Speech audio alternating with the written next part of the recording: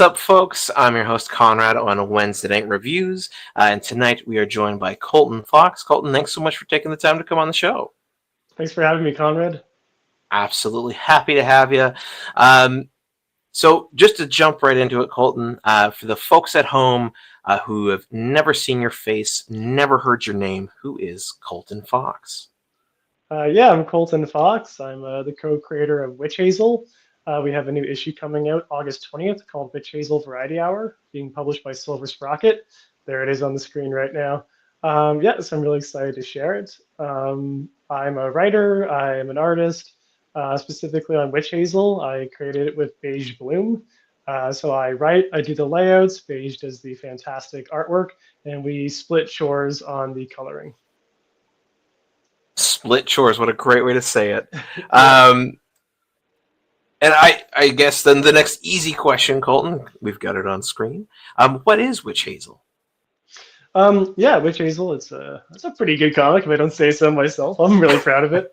Good. Yeah, it started off as a self-published series. The first issue won Best Independent Canadian Comic by popular vote through Sequential Magazine.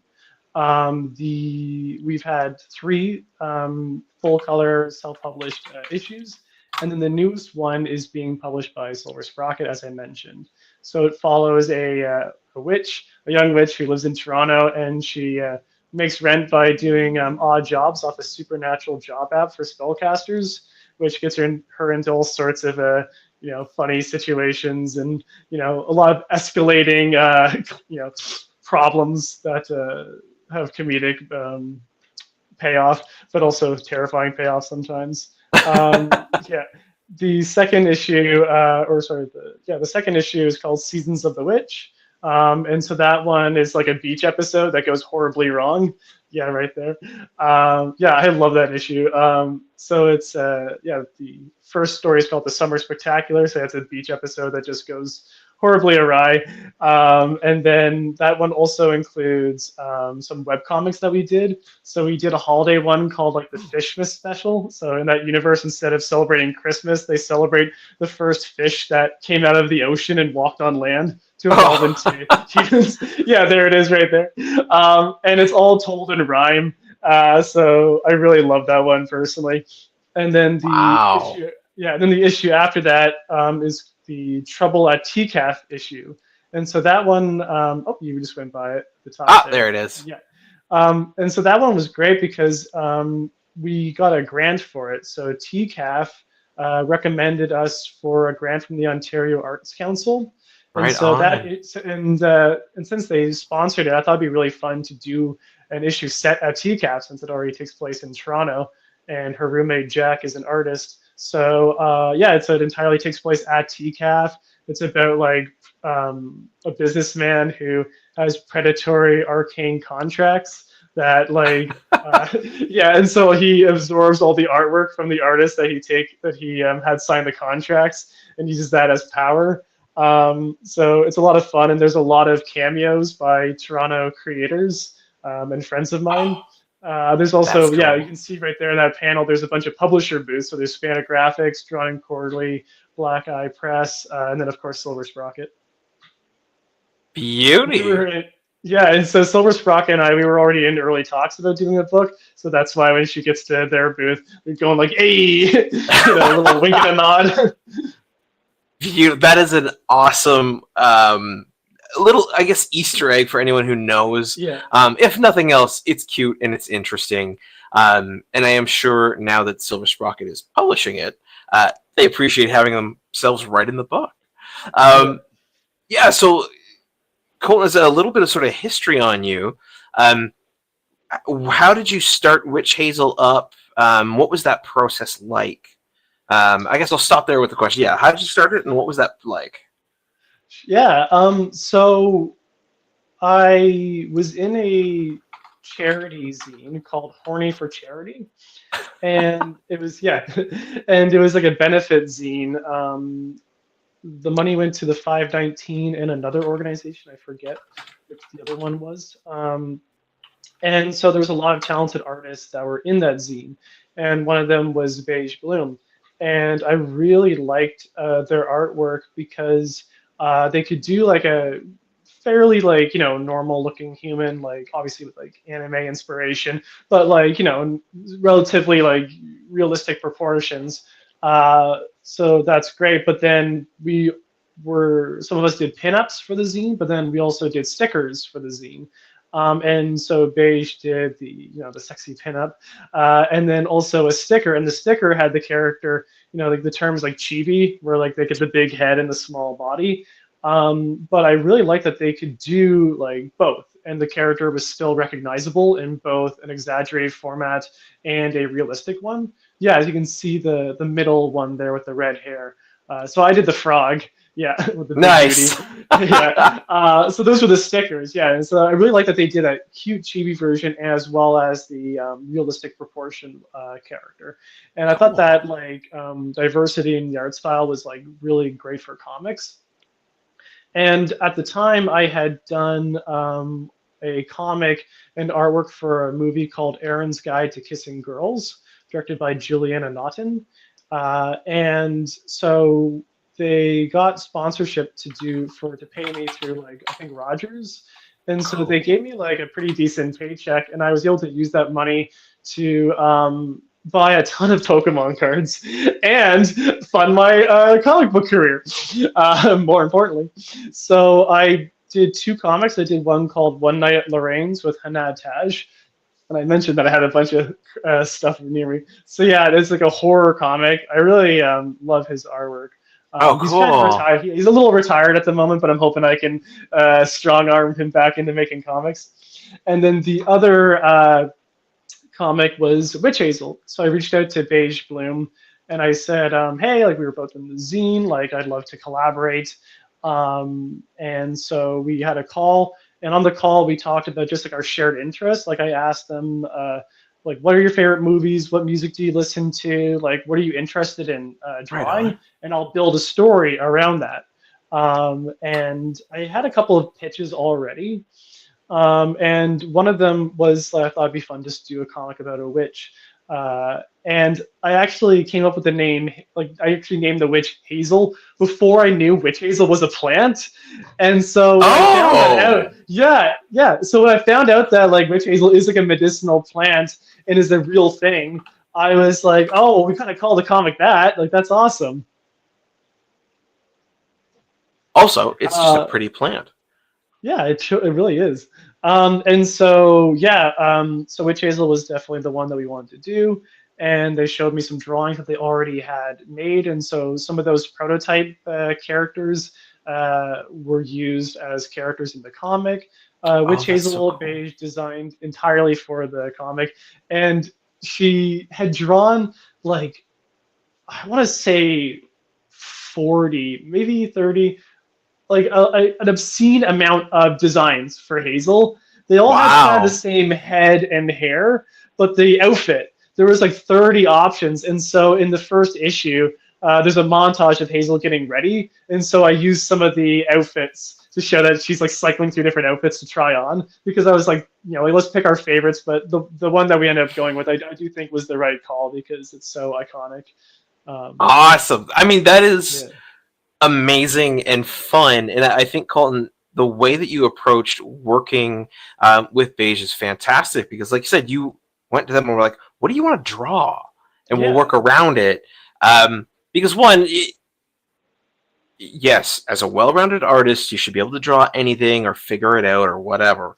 But if you can get, someone right in their element of what they're happy to be doing and just like inherently excited about, oh my god, you're off to the races. Yeah, I think that'd be like a recommendation I'd have for writers in general, is like don't approach someone who just does like still lifes of food and be like, yo, draw my car comic. Like no, like find someone who already has the style that's simpatico with like what you're looking for. Or if you're going to collaborate with someone, then yeah, definitely like look at their portfolio and try to like find ways to cater at least certain elements of the story. Like don't stop yourself from telling the story that you want to make. But if like the person you're collaborating with loves to draw food, then maybe if you're writing a story about like a serial killer, then make the serial killer maybe like a baker or someone who also makes food, and that way Right you can on. combine your interests. Like that, it's just a simple thing. Because like, yeah, like I am not gonna draw a car. Like I got one right here to use as reference, but like if you hit me up to do your car comic, no, we ain't gonna. We're not gonna get along. That is, You wouldn't think cars would be so hard to draw, but they are. oh, deceptively so, because they have to be proportionately correct, and you get to push them in all weird. Yeah, not something I'm interested in drawing myself. That's for sure. So I guess one of the big questions I have is, as someone who likes to showcase folks who are local and indie, much like yourself. The comic itself is very much local. I'm from the GTA. This is based within the GTA, which is chef's kiss, wonderful. What made you want to base it in reality as opposed to a fantasy land or out in space somewhere? I don't like space stories. I know it's like, as someone who like, I read like, I also don't like Jack Kirby. No, I didn't say that. No, I didn't say. Like I don't know. Like when stuff's in space, I can't relate to it. And I do like some space stories, like some Fantastic Four stuff I like.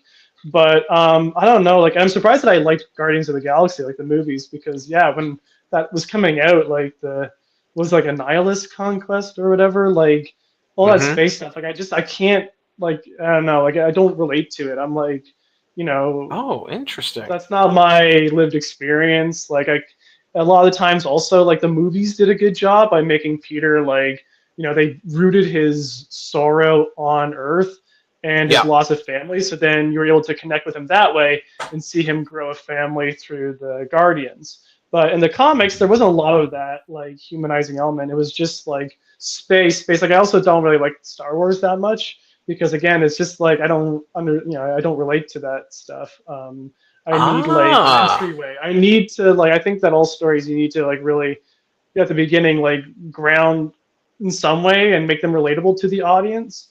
Because when you start to empathize with a character, then you root for them and you are happy when they succeed and you're sad when they fail. But if you never allow the audience to connect in a meaningful way with your characters or your world, then like it's not going to be a story that they're going to get super invested in most of the time. And so for me, I thought that was really important to ground the story, especially when there's such fantastical elements and there is this like supernatural otherworldliness that exists and is central to the plot. I've thought that like, and it also aligns with my own interests, that the story would be rooted in a real location. And so the street that Hazel lives on is the street that I lived on in Toronto. The house that she lives in is a real house, so you can actually go. Oh, cool! It's a real location. And then like TCAP, obviously it's at the Toronto Reference Library. It's since moved, so I was happy that the last this year, and it also could work. If you want to be silly with it, you could kind of like, because the reference library gets destroyed in that issue, so you could kind of, maybe the reason that it moved is because it got destroyed in that issue. Who knows? Love it. Yeah, and then even on the beach episode, like it's on Cherry. They go to Cherry Beach, which is a real location. And then in Witch Hazel Variety Hour, it's not in Toronto, but they do go to, where is it? They go to the Big Apple in Coburn, Ontario. Yes. So we I was worried about getting sued or whatever, so we did change it. We called it Mid-Apple Times, and we changed the design of the So it's like a Ren Fair, like medieval times, and it has the Big Apple statue. There's an in-universe reason why it's that way, so I won't spoil it. But there it is. That's a bit of a spoiler, but whatever. We got to sell the book, so we got to show off some of the best pages. So I thought it was really important to ground it in a real location. So there's relatable elements, and that way when the story does go off the rails and have crazy supernatural things happening, rather than being like taken out of the story, you're invested in those characters, so you're worried if they live or die. If it was just this unrelatable like space creature that doesn't have any sorrowful elements or doesn't have Mm-hmm. anything that you can latch onto, then you won't really care if they live or die. Well, that's me at least. No, you know what? I think that is a fantastic way to ground your character really quickly and make it so that people understand where they're coming from, no matter what their abilities are, such as a Yeah. witch or a superhero or whoever. If you can make them close to home, it's easier to understand them and work with them and sort of join that journey with them. Um, Yeah. Go ahead, sorry. oh, no, not at all. So I guess my question for you is, with Witch Hazel Hour, different from the previous issues? Is it a continuation, or is it something sort of new for the publication? Yeah, that's a good question. So I, when we did the first issue, I did like, I really like 80s Marvel comics in particular. They're like among my favorite. R.I.P. Jim Shooter. Mm, He, I'd say he would have loved Witch Hazel, but he also didn't like gays, so he might not have liked Witch Hazel. It's a very gay yeah. comic. But hey, no one's perfect. I mean, that's a pretty big flaw, but anyways, but one thing that he kind of mandated with the comics was that, you know, every comic could be someone's first comic. And Yep. so when you read those old X-Men comics, like old X-Men and old Daredevil from like the 80s, with the Claremont X-Men and the Frank Miller Daredevils, those are my favorite like comics. And what I love about them is that they all tell a complete beginning, middle, and end. Hmm. And but they also connect to a larger story. And so and that's really rewarding for me because I'd always read comics out of order. I would just go to the shop and I would just buy whichever one looked cool. Oh, right on. And the ones that like, modern comics, I find they're written for the trade. And so I'm sure your audience understands what that means, but just in case someone doesn't, like the trade is like the collected volume. So nowadays, a lot of like Spider-Man, for example, might space Spider-Man like issue 3 of 6. There you go, yeah. And Nice little if trade. you read issue 3 of 6 on its own, understandably you're going to be confused. But back in the day, like they would have these continuing stories, but you could still buy just that one comic and you could pretty much read it from start to finish and understand what it was about and have a good time with it and Mm. have a satisfying read. But the first page and the last page, and then maybe 2 pages in the middle, would be connecting to events that are ongoing, but they didn't Hmm. destroy the pacing. They didn't like pull you out of it. It just made you more excited to read the next one or collect the previous one, but you'd still be able to enjoy that one comic. It's that one comic would still have Daredevil, going into a sewer and encountering a bunch of, alligators and people living down there and get get beat up and then crawl his way back to the surface. And you'd be like, oh my God, that was such an amazing issue. I love it. But then, that last page is connecting to the next broader narrative, or the reason he went into the sewer in the first place was a clue from the previous issue. Hmm. So I found that really a rewarding experience as a reader. And I find a lot of modern comics, they don't have that. Like you can't really hop into a story at all. No, you They're can. quite impenetrable for new readers. And so how this connects to Witch Hazel is that I wanted each issue, especially since I'm self-publishing, right? Like they are Hmm. expensive to make and a pain in the ass to distribute. So I was like, if I'm going Yeah. to make Witch Hazel 1, it has to be a great beginning, middle, and end story. If we never make another Witch Hazel, I still want it to be a satisfying read because I bought a lot of indie comics.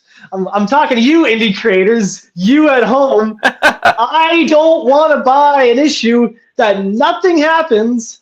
Oh, but Colton, the next issue, and then you never make the next issue. And I'm out $10, $15. 2 years have gone by. I'm like, buddy, when's the new issue? Oh, life happened. It's like, just tell your story, tell the story you want to tell and don't waste my time. And so I had to eat those words because I was like, Witch Hazel better act the same way. That first issue has to be a great read. And then I did leave a little one page, at the end to continue the story to make Jim Shooter proud. And then my second issue, like we didn't know if like we were going to do a graphic novel. We didn't know if we were going to get picked up by a publisher. We didn't know, but I felt the demand to make a new issue. And so I decided to do that 80s Marvel approach. I was like, okay, well, the next issue is going to not necessarily connect to the previous one. There'll be things that, like, it's the same world, but I want it to be episodic, like network television, where you can watch episodes of The Office out of order, but when it's together, they still connect to a larger story. Same with those Right early on. 80s Marvels. Episodic, they connect to larger ones. So when I did the Summer Spectacular, I just picked it. I didn't pick it up where the previous one left off, but it still occupied that same world. It had introduced new characters, and it let the roommates, Cam and Jack. Cam particularly had a lot of positive reception. People really liked Cam. And so I wanted Cam and Jack to have more of a presence in the next one. Oh, cool. So I found ways to, and I also wanted to explain the magic system a bit more. So there was a lot of world building in that one. It also introduces the character Newt, which is Hazel's pet Newt. And so in the story, there's an evil shopkeeper who's a witch, and she has a bunch of rare black market spell components. And one of them is Eye of Newt. And so she's taking the newts out of she's taking the newts out of eyes. So she's taking the eyes out of newts. And so the one that they rescue and she adopts has tragically only has one eye because of that. Accident. Yeah, so it's heartbreaking, but hey, at least our cute character has some empathy, kind of like Rocket Raccoon. Yeah, it's so sweet. Like, yeah. And so, and then with Trouble at TCAF, that one does connect more to the first issue. But again, if it was the only issue that you have, same with the Summer Spectacular, if this was the only issue of Witch Hazel you ever read, you would still have a satisfying beginning, middle, and end. But it also loosely connects to the first issue and the ones that came before it. And also, it made a lot of practical sense as an indie publisher, or sorry, as a self-publisher, because if I have Witch Hazel 1, 2, and 3 on the shelf, and people are going to be like, oh, I'll buy issue 1. And then if I like it, I'll read the rest, which makes sense. But then everyone buys issue 1, and now issue 1 is gone. And now there's issue 2 and 3 on the shelf. People are going to be like, well, I don't, there's no issue 1. I'm not going to buy 2. I don't want to jump into a story that I don't know anything about. Yeah, exactly.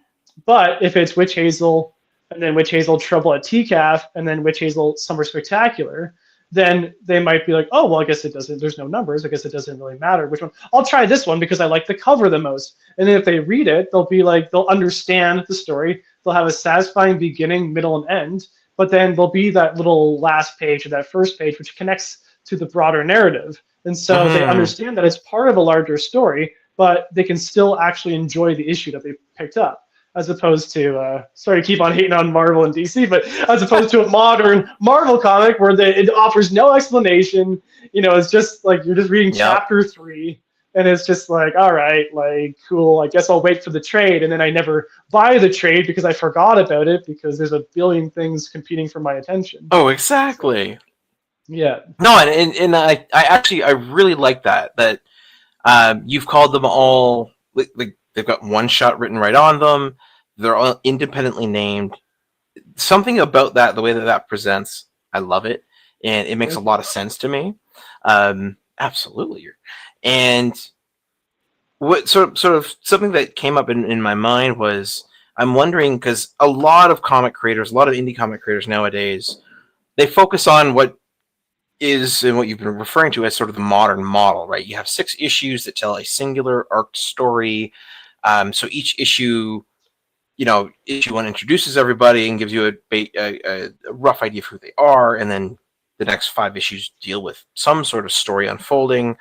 You don't often nowadays see the one-shots, specifically when they tie into chunks of a larger story. So I was wondering, Colton, when you're writing out, I guess I can't call it a 6-issue arc, but when you're writing out each individual episodic episode or comic, and then having that tie into the overarching sort of Witch Hazel universal story, what sort of challenges have you found that presents? Or do you just inherently find that easier, I suppose? And what's it like writing the episodic compared to the global component? That's a great question. Yeah, great questions on this show. Everyone subscribe. Thank you. Yeah, it's funny. I was surprised that your name's Konrad. I just thought it was Wednesday. I was like, what? Oh, I mean, you could call me Wednesday. I'll go with that. Yeah, my boy Wednesday. No, Konrad's a great name. It's very strong. The Yeah, like the 6th issue thing and then the trade, like I don't have anything against that. As much as I was harping on it, I think that's like a very, standard way of telling your story. It's not something, like, it's something that I would do if I had more financial security. The money really is the motivator for how Witch Hazel is told. Again, like, I just don't want to disappoint readers. I don't want to waste their time. I've had my time wasted so much. I know how it feels. I empathize with them. And so that's why I was like, okay, like, I know I can make enough money at my day job to put out 1 issue this year. So I'm going to make it the best issue that I can. It's going to tell a full story. It's going to entertain the readers, and it'll advance the story. And then, so like Witch Hazel started like 2 years ago, coming up on 3 years this August. Actually, not really. Like, August 9th is Witch Hazel Day, because that's the canonical first, like, the day that Witch Hazel 1 takes place. That was a complete accident. There's no significance to that number. It was just takes place on August 9th, so August 9th is Witch Hazel Day. Mark your calendars. So we celebrated 2 years of Witch Hazel last year. So we're coming up on 3 years. And in that time, there's been 3, self-published issues. There was 2 last year, and then 1 the first year that it came out. And then this year we have the Variety Hour. And so the challenges that it presents is it's the same challenge that anyone would have really writing a story. It's just like, how do we pace this? How do we tell everything that we want to tell? And I really pride myself on my tight pacing. I edit things down. I do the layouts in the stories. So I draw it all out. Like, and I do it based on, I don't think I have of anything here for that, but I can kind of show you it right now. An insider secret. Yes, please. So, okay, so, all right, kids at home. This is Witch Hazel Variety Hour in stores August 20th. Beautiful gold foil, tasteful. It's not too much spot gloss finishing. It's kind of irrelevant, but here's the staples. Where the staples are, there's an activity sheet. Ooh. And so, that way when it folds out flat, when it opens flat, you can enjoy all the stuff. And it literally says middle of the comic. But let's demystify things. So how many pages? This is a 48-page comic, and there's basically four sides, kind of to every sheet. So if we take, I don't really want to break my comic, but if we take the comic, yes, this is one piece of paper, and then really there's four sides to it. We have the cover, the back cover, interior front cover, and interior back cover. And then the next page, this is page, there's a sticker sheet. Enjoy that. You can actually, stickers in the comic. So that doesn't really count. So the next page, it doesn't really count to what I'm trying to say. So after the cover, this is page 1, and then on the other side is page 2. So on the back here, this would be page like 46, and then page 45, or page 47 and then page 46. And so you're like, why are you telling me this? Well, comics are expensive to print. So I budget everything per page. So I really count. I take computer paper and I count how many, I call them master pages. And then I fold them in half at home and I staple them down the middle. And also this actually becomes the dimensions that the witch hazels were printed at. They're actually printed at that exact size. I printed them at 5.5 by 8.5 because they scale up. They literally have the same, technically they have the same dimensions as a standard North American comic, but it costs a third of the price to print. Whoa, It costs a third. So if I were to print all the witch hazels at this size, then I would go bankrupt and I would never make a profit. I would have to sell, if I was self-publishing, I'd have to sell them at like $20 to break even. And no one's going to pay $20 for that. To break even, not to profit, to break even. Yeah, to break even. And so I would, so all the witch hazels that I self-published were at this, they call it digest size. And the size is actually getting more popular. And at first I was really upset that I had to do that. But witch hazels is like very manga inspired, so I felt it fit. You know, it's almost similar. Yeah, it does. It's kind of similar to the manga format, and it scales up to standard Western comics. And so that's the benefit of working with a publisher like Silver Sprocket is we got to have that chunky North American comic size. We got to have the sticker. We got to have the foil. But to go back to the question of writing, so yeah, I would figure out how many pages I have. So witch hazels usually 28 to 32 pages. And so I would, so I'd really draw the cover. I would draw the comic. I would draw the entire comic, interior, front cover, first page. What is the first page? How is this going to grab the audience? What's something really cool and eye-catching that I can do? All right, page 2 and 3. This is where all the context needs to be, the setup. Turn the page. Page 4 and 5, all right, this is where something has to happen because page 2 and 3 bored the reader with context of who these people are. So 4 and 5, the plot has to start rolling. Something interesting has to happen.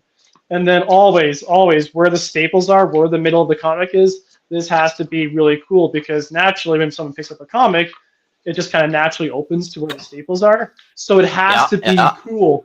If this is someone's first impression beyond the cover, so you can only make a first impression once. Well, I guess with comics, 2 to 3 times. So each impression has to be awesome, and that's where all the effort has to go. And yeah, that's how I would pace the book. So I'd pace it visually, and then once I picked up of like, okay, this is the reading habits. Now it's almost like an ad lib. Like, how do I punch in all the information, all the stuff that's going to make people care about the characters, all the stuff that's important to the narrative, and that's how I keep the pacing tight as well. Yeah, I'm really impressed by like the pacing of those network shows because it's like they're 20 minutes and you have to introduce a million characters. You have to immediately connect with the audience. You have to have jokes. Like you can't bore the audience. So yeah, I really try to, like keep it popping. Keep it snappy. Yeah. No, I love that. I love that. I think it's fascinating too. Like you're absolutely correct. If someone picks up a modern, any comic, just because of how it's made with where the staples go to hold it all together, and they sort of let it haphazardly do its thing, it'll want to sort of open up right in the middle. So I love that you've got sort of activities and interesting things to draw someone in instead of just like a big double-page splash or just 2 random pages. That's fascinating. So I have a bunch of questions that have come to mind, Colton. I think,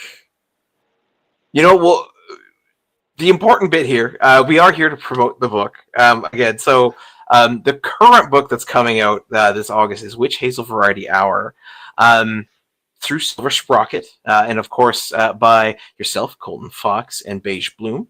And once again, if you like Beige Bloom's work, folks, at Iced Tahoe, go follow them.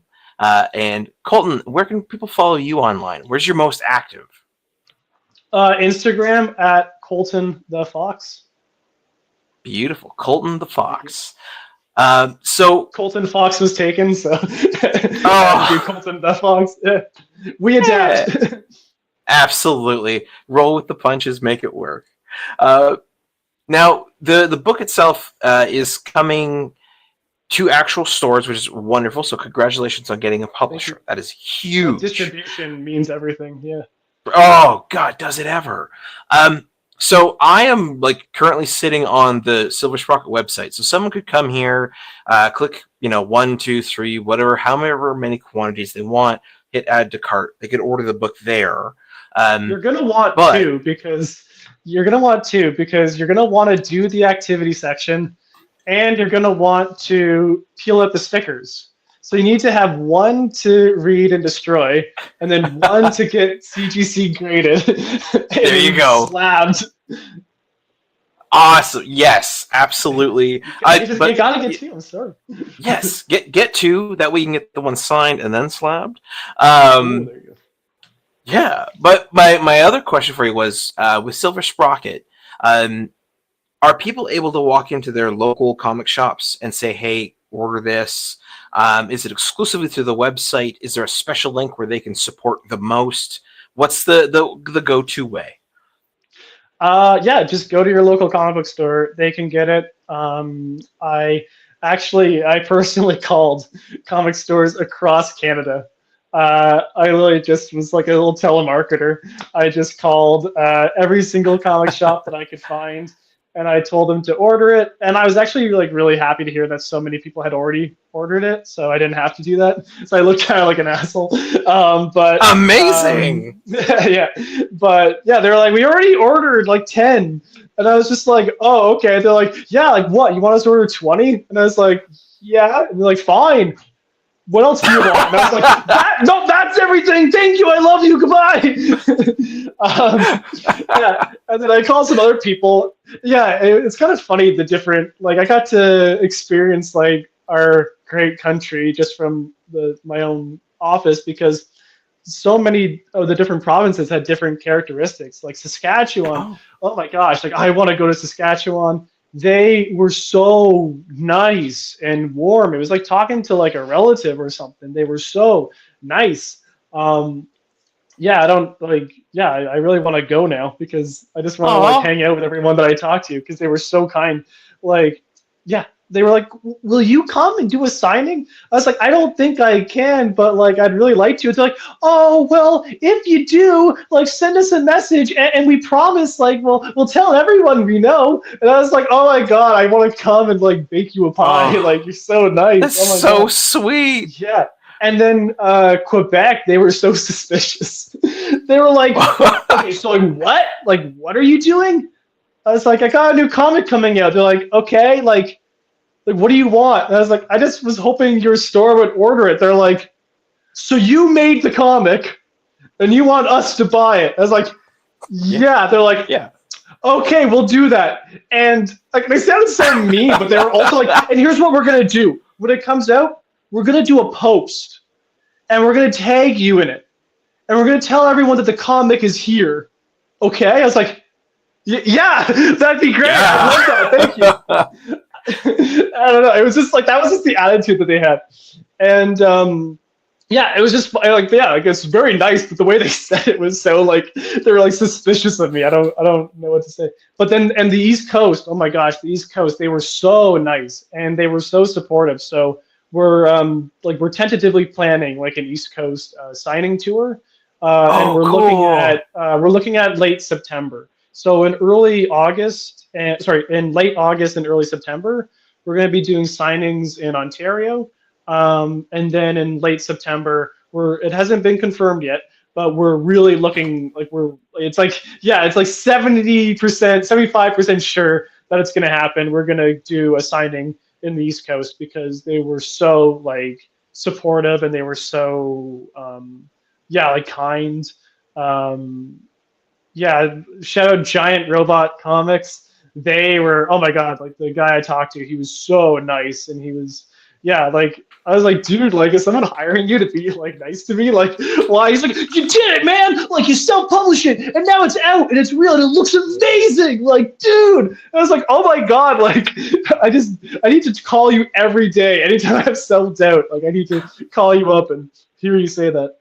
So definitely want to go. Yeah, there it is. Yeah, definitely want to go check him out. Give him all your money. He deserves it.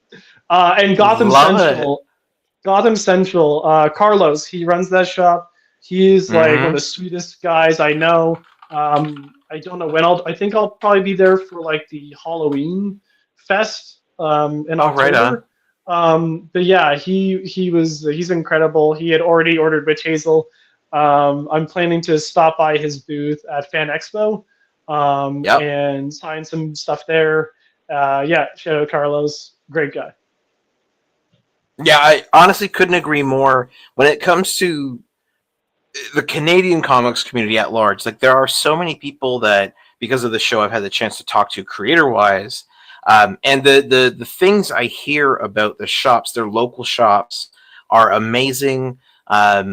Especially on the East Coast, Strange Adventures, which is, I don't know if it's the oldest comic shop, but it's a very well-known one out that way. Again, more that are, from what I've heard, very supportive, very kind.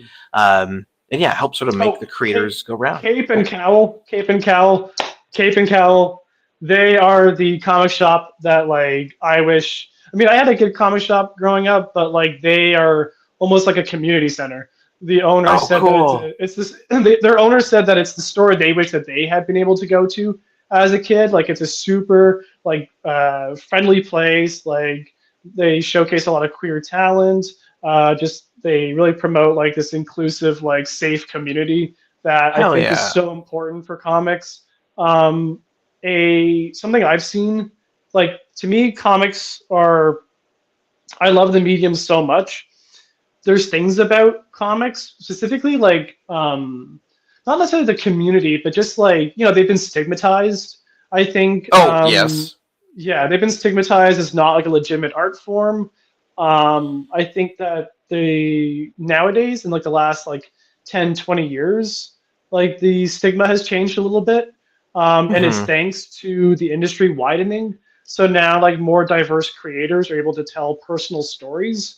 And I think that we really needed that, because I feel like, especially with Western comics, like superheroes dominated the medium for so long that they became synonymous with the medium. Whereas you think comics, you think Spider-Man and Batman, but that's not true. Like comics are more than that. Much. I think, and I think that like, that's changing. And also I found that like comic shops also were not a welcoming place for other people. A story that I always tell, and my wife hates when I tell the story, and I won't share this. I won't say the shop name. It's not around anymore, but still, I'm not gonna shit talk. No, fair, yeah. Yeah, but she went into a store to get me Incredible Hulk 340, and all you nerds at home know what that is. It's Wolverine with the claws and Hulk in the reflection. And so she wanted to get me that comic for my birthday. And she went into a shop, and a very well-known one, and they were rude to her. They said, "Oh, like, what do you want a comic like that for? Like, no, we don't have it. And also, just so you know, it's really expensive. Like, why would you do that?" Hello? And exactly. And I feel like it's because, she was a young, beautiful woman coming into a shop, didn't know much about comics. Maybe they could sense that about her. And maybe they thought that, they just assumed things about her. And she, she doesn't have the encyclopedic ADHD knowledge that I have, but, she knows her stuff. Like, she can tell you a lot about comics. And yeah, so like that, I know that if I went into the shop, or if like my buddy, if a white male, if a white male went into a shop, they would not have treated him that way. And I do feel that it was because that she was a young woman that they thought that they could talk to her that way. And I've also I've tried to get my friends. A lot of my friends are, I'm happy to say, are women, and they also have found it difficult to get into comics because they go into a store and they're treated differently. And I think that when comics are like a niche art form and the industry is not the way it used to be, like in the 90s, like financially, like you need to run your shop in a much more accommodating way. Like I don't understand. Like, big time. I can't think of any other industry where it's normal for people to go into a store and be uncomfortable. Like if you went in to buy jeans, if you went in to buy like art supplies, if you went in to buy like friggin' anything, like cups, people would be like, why do you want a cup?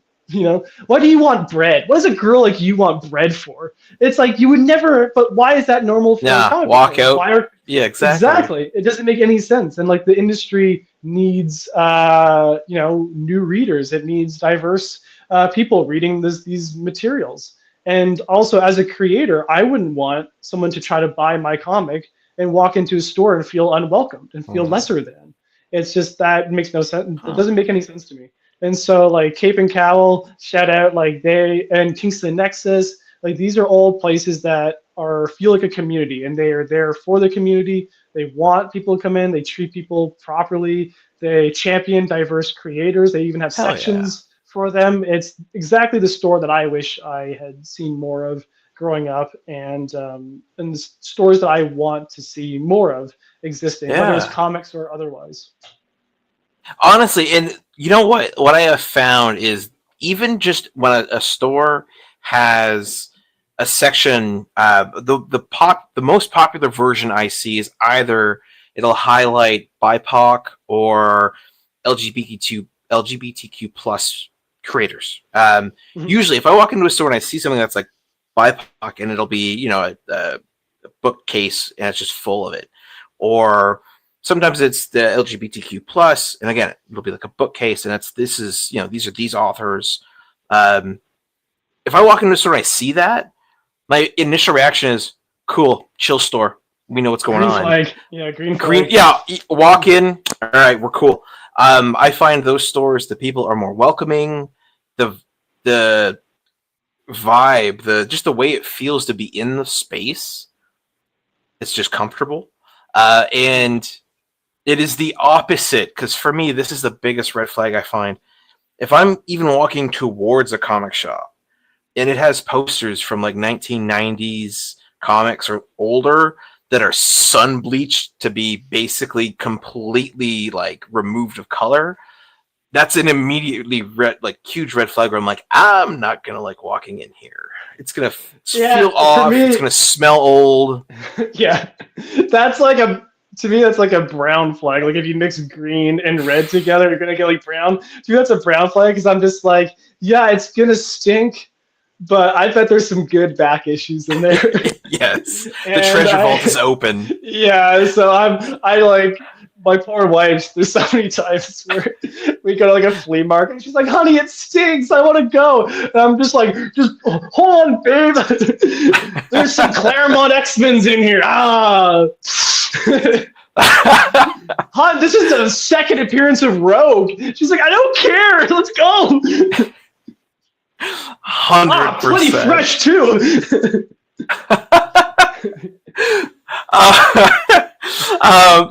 So we've got about 12-ish minutes left.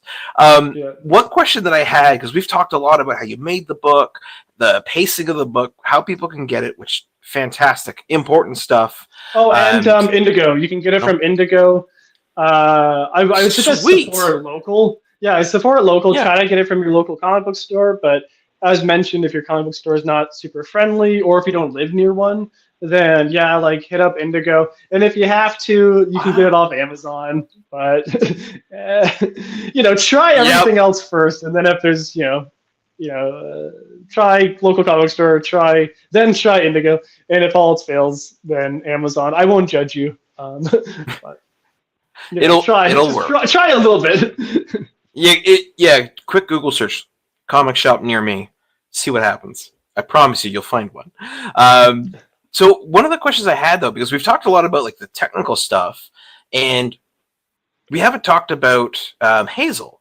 So I was wondering, could you describe what Hazel's like? Like, what kind of person is she? What does she do? Yeah, so you might be surprised. Hazel's very autobiographical. We were talking about the comic stores not being welcoming, and also I tried to get my friends into comics, and they were all like, it doesn't really appeal to me. There's a lot of like the male power fantasy. There's a lot of and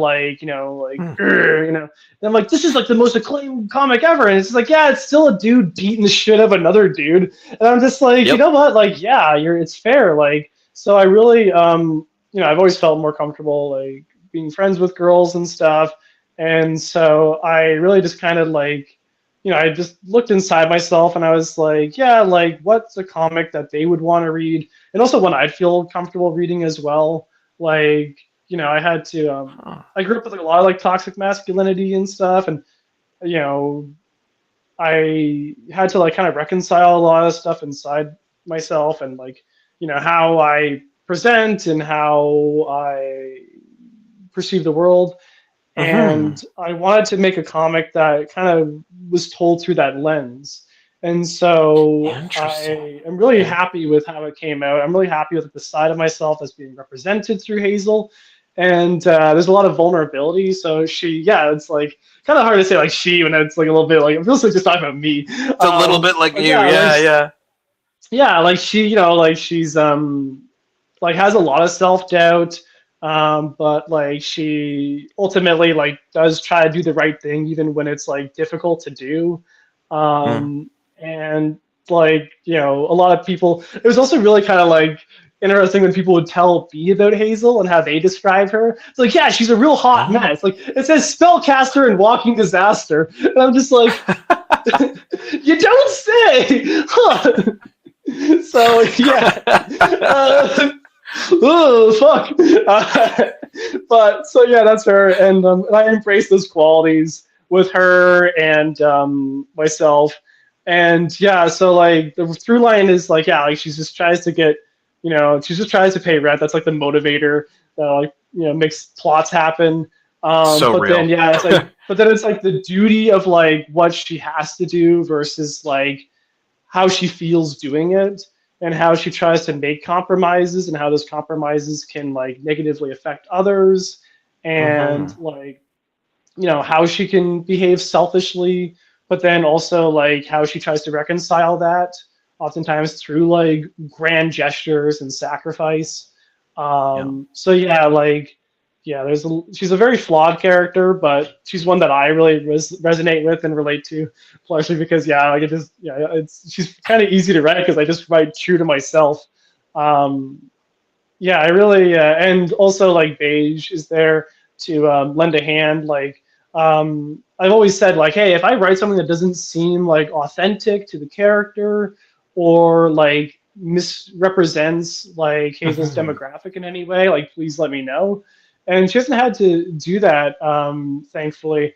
But yeah, like there's because like I try to think of other like things that I might want to tackle or things I might want to talk about, but it's just like, well, like I don't identify as a woman, and so like will that be authentic coming from me? So luckily, like Beige is there to catch me, but so far that hasn't been an issue because I just like try to just write authentically to myself. Like, how would I feel in this Right on. situation? How have I been in situations that made me feel scared or made me feel lesser, like or dehumanized? Like, when have I felt this way? Like the Fishmas special is so kind of depressing because it's all just like the seasonal depression. It's just all Hazel just being like, Ah. I'm a burden on everyone's life. Like all I do is make mistakes and like drag people down with me. Like I don't deserve love. And it's just like fuck, Hazel, girl. But then like she has this support system that's there to like uh, you know slap some nonsense into her. Yeah, Yeah. yeah. But yeah, It, it's a great question. I really I'm like the character is really personal to me. She's yeah. I mean, you always hear write what you know, and when you get the chance to create a character and put a lot of yourself into it, especially with someone like yourself who's done a lot of soul searching, a lot of sort of, from the sounds of it, self reflection, and really sort of taking yourself to order and figuring out, what is it about yourself that you don't like?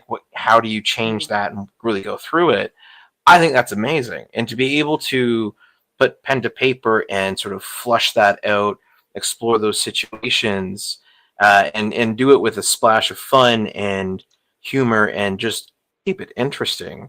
Um, I think Witch Hazel has a heck of a lot of uh, strength behind it, from yourself, as well as Beige.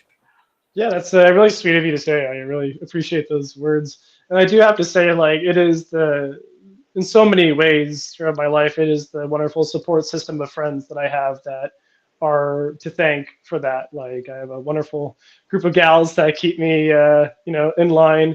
Obviously my wonderful wife, Jill, my friends, Julianne and Emma, like they've always been there for me to, talk to about these kind of Hell subjects yeah. and ask questions. And then obviously Beige Bloom is always there to hear me, ramble on about witch hazel ideas and to also just like rant about certain things. So yeah, I really have a lot to be thankful for my support circle that helps me tell these kind of stories. That's fantastic. I'm glad to hear it because I think one thing when it comes to mental health and all that, one thing that doesn't I feel get talked about enough. As someone I've got a BA in psych, I'm very interested in mental health, taking care of yourself in whatever form that comes. But one thing that people don't think about, and I find people tend to jump over this and go straight to go find a therapist, is having that network of people to connect with, friends, family members, whomever, that you can talk stuff out with. Because just getting to do that in a zone with someone where you feel that you can open up to and really discuss hard stuff with, or even sometimes if it's just make quips at each other, make a weird, harsh, dark joke, but have it be real and true to what you're experiencing, and then laugh about it. To get to do that and sort of de-stress, that's so crucial. So I'm glad you have a network of people around you that allow you to do that. It's amazing. Yeah, I'm very fortunate to have that. I do know that is like a privilege. Like not a lot of people have that, and a lot of people never get the opportunity to find that because of like geography or like the people that are around them. They may not feel safe to talk about those kind of things. Not from like necessarily harm, but also just like you may not have people who understand that. Like I don't think my family when I grew up understood me very well. I had a lot of challenges with that. I also didn't feel like I had a strong group of friends that understood me until I made it to college. When I got to college, that's when I met a lot of like-minded people, people that I could talk to about certain things. And through Jill, my wife, I was able to meet her group of friends who welcomed me in, and they became just as close friends of my own. And all of that happened fairly late in life. Like I went to college at 18 or 17. I turned 18 there, and then I met her friends when I was 20. So it took a long time before I found like my people. And so I hope that people at home or whoever's listening, like, there's still time for you to find your group of people. It can be very intimidating to put yourself out there.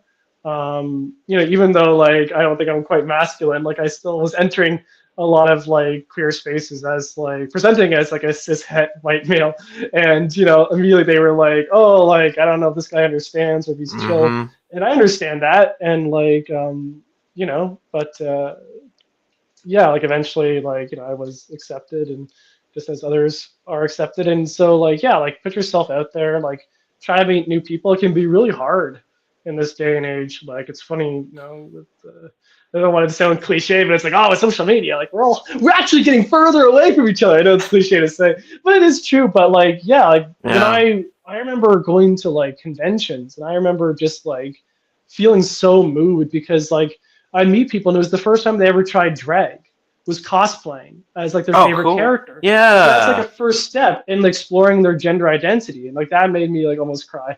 And then I'd see like families like cosplaying together. I'm like, those are core memories being formed.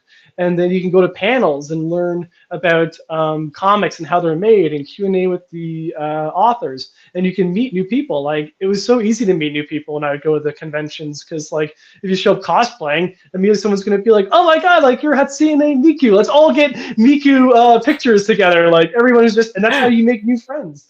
And like you can even be on a smaller scale. You don't have to cosplay. You could just go and meet someone else who's reading the same thing as you, or in line for the same author's signature. And that's how you can form like actual deep connections with other people.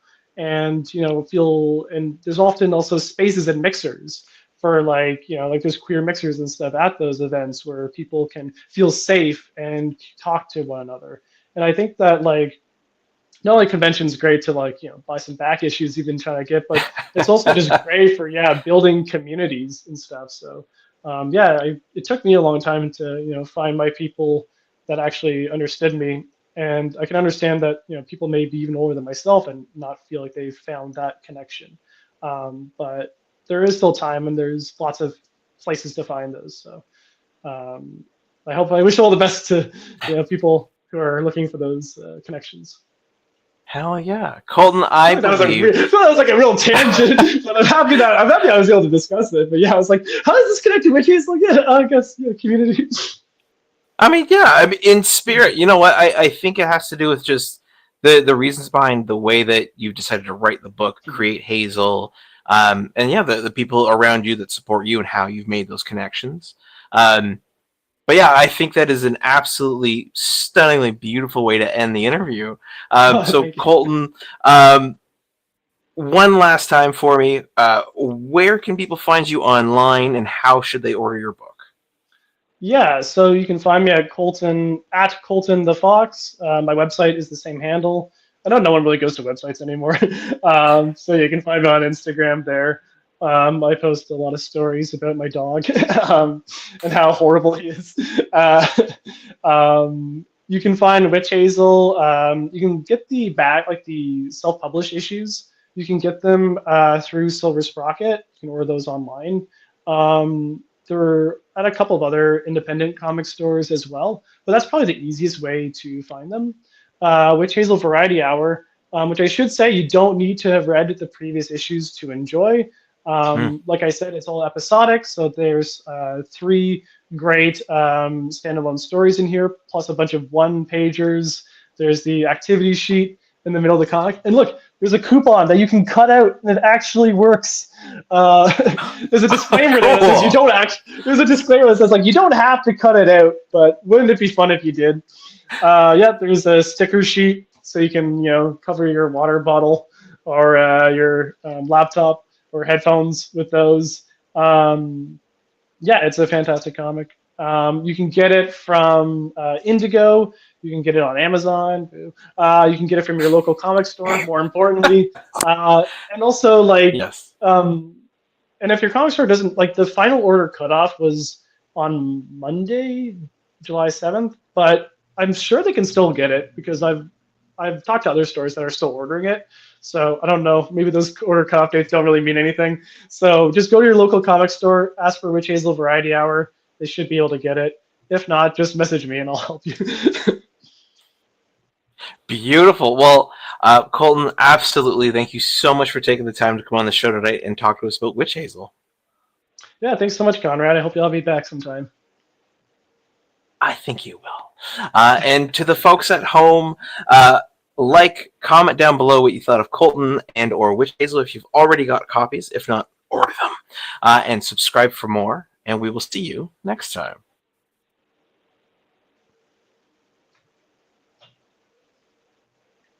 Oh. I'm having technical difficulties, but thank you for tuning in. Oh, no.